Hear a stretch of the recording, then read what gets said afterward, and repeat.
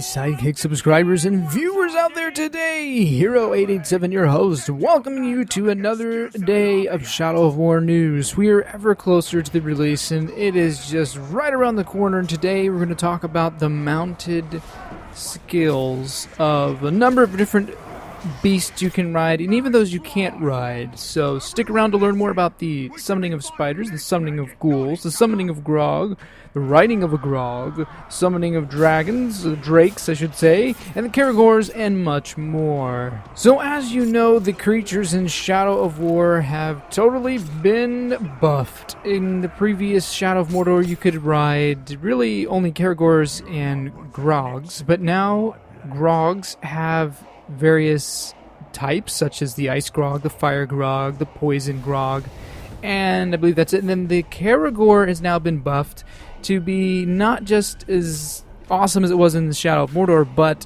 then some. And that would include the DLC improvement that we saw of the CARAGOR. So we're going to talk about CARAGORs first, and then we're going to talk about grogs after that, drakes, spiders, and ghouls. So first up, the CARAGORs.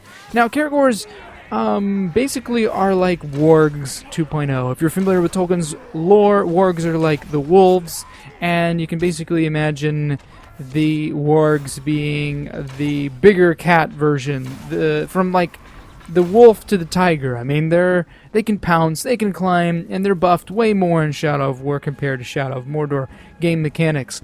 Now, first I want to talk about the mounted skill tree in the CARAGOR riding specifically. So first of all, when you get to train and dominate a CARAGOR, there are some things that CARAGORs will do better and some things that you can unlock. First of all, you can make them run faster.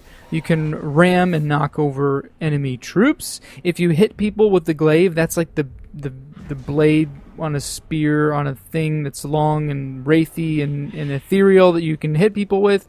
We talked about that in other episodes. If you didn't see that, you can go and check that out in the playlist description below and look for wraith weapons. But this glaive can be used to knock over enemies. We know about that, of course, from the back of a CARAGOR. Once the grunt is knocked down, you can also eat them. That is similar to Shadow of Mordor. Upon eating and killing the grunt, the CARAGOR regains health. And so I think that might be a new feature. I can't be sure, don't quote me on it, but that is also nice and can be improved with the skill tree. So the more you eat, the better the CARAGOR's health improves or regenerates. Now, you can also knife throw from the back of mounts, not just CARAGORs. I believe most of the mounts, if I'm not mistaken, I believe at least the CARAGOR, perhaps for the grog. I didn't see it demonstrated for the grog in the live stream or the drake, so I'm going to assume it's just for the CARAGOR. But either way, it can be used to build your hit streak and then unleash those fatal combat finishers from the mount. Very awesome, because you couldn't do that in Shadow of Mordor, so now you can do that in the sequel. Pounce is a new stealth kill. It's a version of the CARAGOR stealth kill, where you can, say, sneak up from above and then do a drop, pounce, kill, eat, regenerate health. Awesomeness. That's very cool. Instant kill.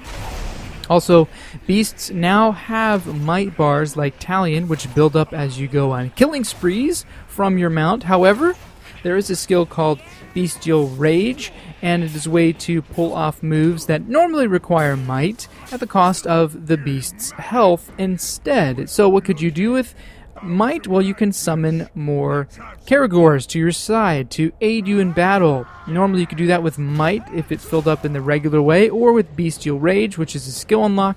You can do it at the cost of health of your mount.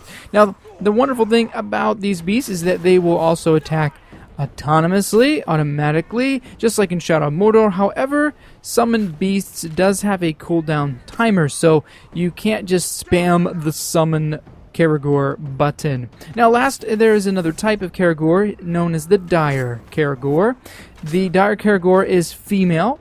The dire CARAGOR is stronger, and the dire CARAGOR is basically the dominant leader of the pack, so they'll follow the leader. Furthermore, that has a additional benefit in battle. When you attack an undominated CARAGOR with your dire CARAGOR, the undominated CARAGOR you attacked with a dire CARAGOR attack instantly becomes dominated. So let me just repeat that. If you attack a CARAGOR that is not tamed or dominated with a dire CARAGOR, he will be instantly dominated. Very awesome and very helpful when you come up to a pack of CARAGORs, especially if there's orcs riding them. So imagine you decide, I'm going to dominate this other CARAGOR who's the master is riding right now, and now he's going to be mine. That'd be great, because then he'd kick him off or something. Very cool. Can't wait to see that. Thanks for watching, and don't forget to slam that like button with a bone-shattering wraith punch to the face. The harder you smash it, the better. No, really, it really helps this channel out.